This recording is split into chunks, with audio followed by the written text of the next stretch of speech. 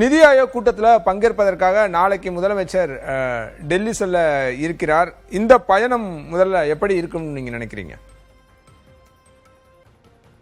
இல்ல, பொதுவாகவே ஒரு இணக்கமான போக்கு தான் தொடக்கத்திலிருந்தே இருக்கிறது. அதனால நிதி ஆயோக் விவகாரத்திலும் கிட்டத்தட்ட விஜய் அவர்கள் மாண்புமிகு முதல்வர் அவர்கள் என்ன வகையான கோரிக்கைகள் எழுப்புகிறாரோ நிதி சார்ந்த விஷயங்கள் தொடர்பாக அதெல்லாம் நிறைவேறுவதற்கான ஒரு வாய்ப்பு இருக்கு அப்படின்னு தான் நான் பாக்குறேன். ஏன்னா கடந்த கால திமுக ஆட்சி 5 ஆண்டு கால ஆட்சி என்பது கிட்டத்தட்ட தொடர்ச்சியாக பாஜக எதிர்நிலைப்பாடு கொண்ட ஒரு அரசாக இருந்தது. பாஜகவும் ஒரு மாநில அரசுக்கு எதிர்நிலைப்பாடு கொண்ட அரசாக இருந்தது. மத்தியில் இருக்கக்கூடிய பாஜக அரசு தேர்தல் முடிவுகள் 2 பேருக்கு ஒரு பாடத்தை கொடுத்திருக்கு. நீங்க ரொம்ப குறிப்பா பாஜகவுக்கு ஒரு பாடத்தை கொடுத்திருக்கிறது. நீங்க 4 சட்டமன்ற உறுப்பினர்களாக இருந்த பாஜக இன்னைக்கு ஒரே ஒரு இடம் என்கிற இடத்தை நோக்கி சுருங்கி போயிருக்கு. தமிழ்நாட்டுல கிட்டத்தட்ட நீங்க கடந்த காலங்களை போன்று நிதி விஷயத்தில் கரார் தன்மை காட்டினா விஜய் போன்றவர்கள் அதை பேசிவிட்டால் இன்னும் பெரிய சேதம் அவர்களுக்கு ஏற்பட்டுவிடக் கூடும் என்கிற ஒரு அச்சம் கூட இருக்கலாம். பாஜகவுக்கு அது அச்சம் என்று நான் பார்ப்பதை விட ஒரு முன்னெச்சரிக்கை நடவடிக்கை என்பதாக கூட இருக்கலாம். அதனுடைய எதிர்விளைவாக இந்த முறை இனிமேல் கேட்கக்கூடிய விஷயங்கள்ல திட்டங்களுக்கான நிதிகள் அதிக அளவுக்கு ஒதுக்கப்படுவதற்கான ஒரு வாய்ப்பு இருக்கு அப்படின்னு தான் பாக்குறேன். நிதி ஆயோக் கூட்டத்தை பொறுத்தவரை அனைத்து மாநிலங்களுடைய முதல்வர்களும் கலந்து கொள்ளக்கூடிய கூட்டம். அதுல நிச்சயமாக இந்த முறை தமிழக அரசினுடைய சார்பில் ரொம்ப குறிப்பாக விஜய் அவர்கள் கேட்கக்கூடிய செயல் திட்டங்களாக இருக்கலாம், நிதி தொடர்பான விஷயங்களாக இருக்கலாம். இது அத்தனைக்கும் கடந்த காலங்களை போல் இல்லாமல் ஒரு செவிசாய்ப்பு மனநிலையை நோக்கி நகர்வாங்க அப்படின்னு தான் நான் பாக்குறேன். அதற்கான அச்சாரம் தான் இன்னைக்கே நம்ம பார்த்தோம். செங்கோட்டையன் அவர்களுடைய அந்த ஒரு நேர்காணல், அந்த நேர்காணல்ல ஒரு மிக முக்கியமான ஒரு விஷயத்தை குறிப்பிடுகிறார். பேரிடர் 1000 கோடி ரூபாய் கேட்டவுடன் ஒதுக்கிறார்கள் அப்படிங்கக்கூடிய ஒரு விஷயத்தை குறிப்பிடுறார். இன்னும் பேரிடர் கடந்த காலங்களெல்லாம் திமுக கேட்ட நிதியை கொடுக்கல அப்படின்னா கடந்த காலங்களில் களமாடிய காலம் இருந்தது நம்ம தமிழகத்தை பொறுத்தவரை. எடப்பாடி பழனிசாமி அவர்கள் கவர்மெண்ட்ல கூட நாங்க கேட்ட நிதியை விடுவிக்கணும் அப்படின்னு கோரிக்கைகள்லாம் வலியுறுத்தினாங்க. ஆனா செங்கோட்டையன் ஒரு சர்வே நிறைய நேரங்கள்ல நிதி கேட்டு கிடைக்கலன்றதான் நம்ம பார்த்தோம் கடந்த கால ஆட்சிகள்ல. இப்ப குறிப்பா கடந்த திமுக ஆட்சியில பாத்தீங்கன்னா நிறைய நேரங்கள்ல இதே பேரிடர் விவகாரங்கள்ல பேரிடர் மேலாண்மைக்குன்னு ஒதுக்க வேண்டிய நிதி ஏற்கனவே பெண்டிங்ல இருக்கு, அது முழுமையா தரல அப்படின்லாம் சொல்றதை நம்ம கேட்டிருக்கோம். ஆனா இந்த சூழல் இப்போது மாறி இருக்கிறது. மிக குறிப்பாக நாங்க 1000 கோடி நாங்க கேட்டதை முன்னெச்சரிக்கை நடவடிக்கை அவங்க கொடுத்துருக்காங்க அப்படின்னு அமைச்சர் செங்கோட்டையன் சொல்றதை எப்படி புரிந்து கொள்வது? இதுல யார் இணக்கமா வந்திருக்காங்க? மாநில அரசு இணக்கமா போகுதா அல்லது மத்திய அரசு இணக்கமா வந்திருக்காங்கன்னு புரிஞ்சுக்கிறதா? இல்ல, ஒரு சிக்னல் முதல்ல சிக்னலை கொடுத்திருக்கிறது மாநில அரசுன்னு தான் நான் பாக்குறேன். நீங்க இந்த ஆட்சி தாவேகாவினுடைய ஆட்சி 1 மாத காலத்தை நிறைவு செய்திருக்கிறது. இந்த 1 மாத காலத்துல ஒரு தேர்தல் பிரச்சாரத்திலும் பாஜகவை விமர்சிக்கல, பாஜக அரசை கடுமையாக விமர்சிக்கல. கொள்கை எதிரின்னு பாஜகவை சொன்னதோடு நிறுத்தி கொண்டார். நீங்க முந்தைய திமுக ஆட்சி அப்படி இல்லையே.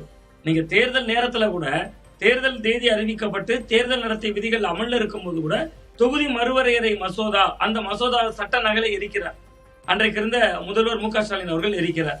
இன்னொரு பக்கம் எஸ்ஐஆர் போன்ற விஷயத்தை ஒரு தேர்தலுக்கு சில மாதங்களுக்கு முன்பு அமல்படுத்துகிற போதும் கடுமையான முறையில எதிர்க்கிறார். ஆனா எஸ்ஐஆர்ல விஜய் அவர்கள் ஒரு வீடியோ வெளியிட்டதோடு நிறுத்திக்கிட்டாரு. அப்ப அந்த உறவு நிலையை தான் இப்பவும் அவர் பின்தொடர்கிறார். இன்னொரு முக்கியமான இடம் இருக்கு சார்.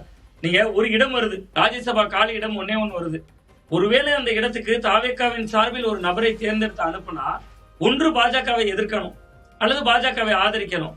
நீங்க பாஜகவை ஆதரித்தால் தமிழ்நாட்டு அரசியல் களத்துக்குள்ள வரும்போது நீங்க பாஜகவோட பி டீமா மாறிட்டாருங்க, பாஜகவுக்கான மசோதாக்கள் எல்லாம் ஆதரிக்கிறாரு அப்படின்னு திமுக போன்ற கட்சிகள் எதிர்கலமாடுவாங்க.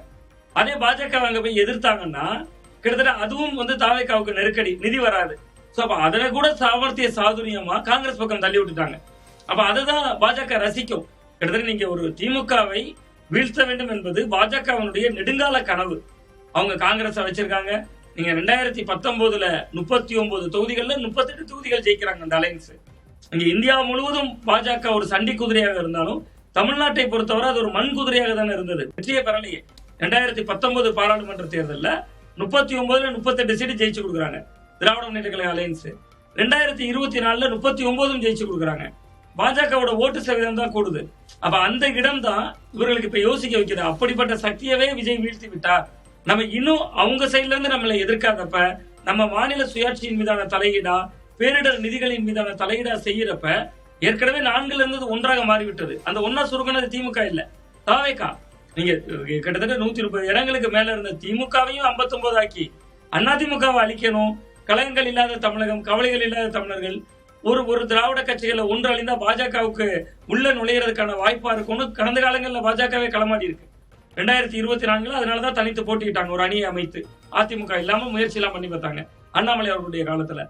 ஆன பிறகும் அதிமுக ஒண்ணும் செய்ய முடியல. ஆனா 24 ஓட்டு சதவீதம் 11 பாஜகவுக்கு, அலைன்ஸா 18, கூட்டணி இல்லாம, பிரதமர் வேட்பாளர் இல்லாம, நட்சத்திர வேட்பாளர் இல்லாம அதிமுக 21% காட்டிட்டாங்க. அந்த கட்சியை வெறும் 47 தொகுதியில் அடக்கிறார். அங்க இருக்கிற எம்எல்ஏக்கள் ராஜினாமா பண்ணிட்டு வர்றாங்க. அப்ப விஜய் என்பவர் ஒரு பெரிய சக்தி தான். சோ அப்ப அவர் நம்ம எதிர்க்கவும் இல்ல, ஒரு சிக்னல் அங்கிருந்து கொடுக்கிறாரு, நாங்க உங்களை எதிர்க்கலன்னு. பதிலுக்கு இவர்களும் நிதியை கொடுக்குறாங்கன்னு தான் பாக்குறேன். முதல் சிக்னல் தாவேக்காவிடம் இருந்து போன சிக்னல் தான்.